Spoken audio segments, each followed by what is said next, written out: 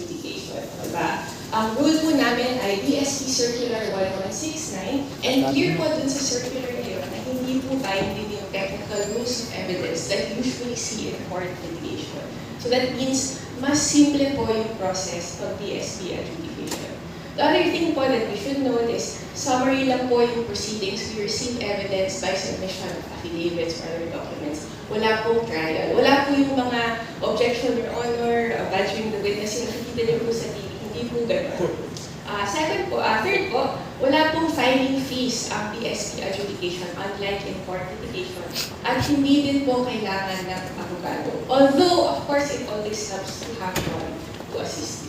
Diba? So this is supposed to make it nga more accessible, more affordable for financial consumers to enforce their rights that si Attorney Rachel already discussed po kanina. Okay?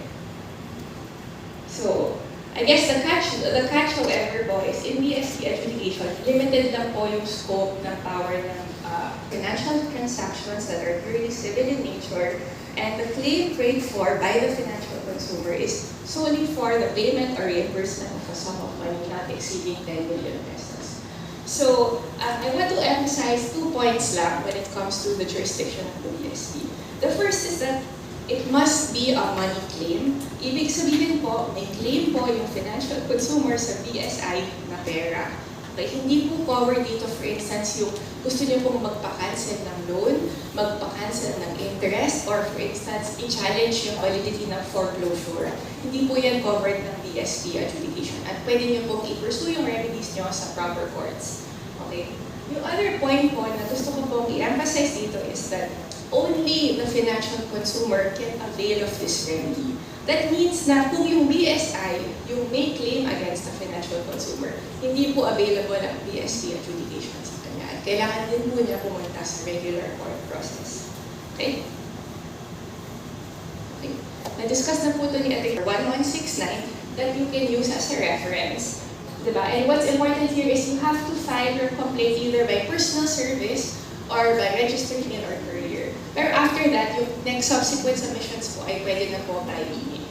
Okay? So this is a very expedited process, and generally, within 6 to 8 months, you can expect na result na po ng inyong complaint. And that's very, very short compared to a typical process, a typical court procedure. Okay?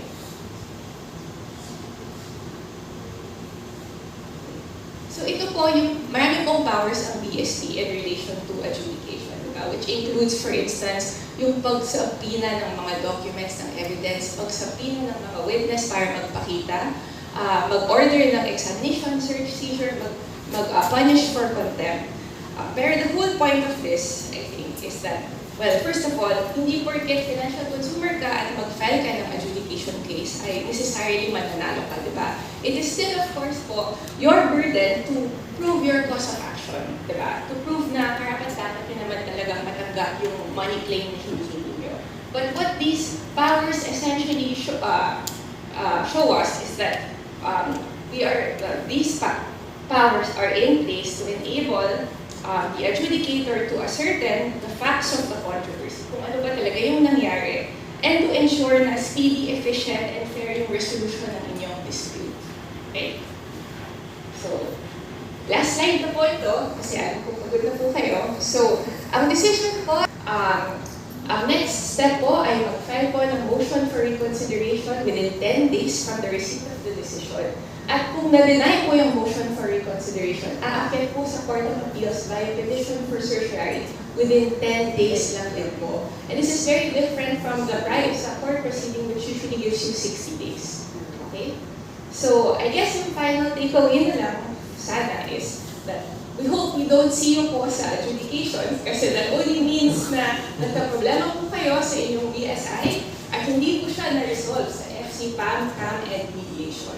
Pero gayon pa man, rest assured that this affordable and accessible remedy is here for you to effectively exercise your financial consumer protection rights. So if you have any questions, you are free to check these FAQs, yung circular, and also you can also email the CCRO at this email address. Maraming salamat.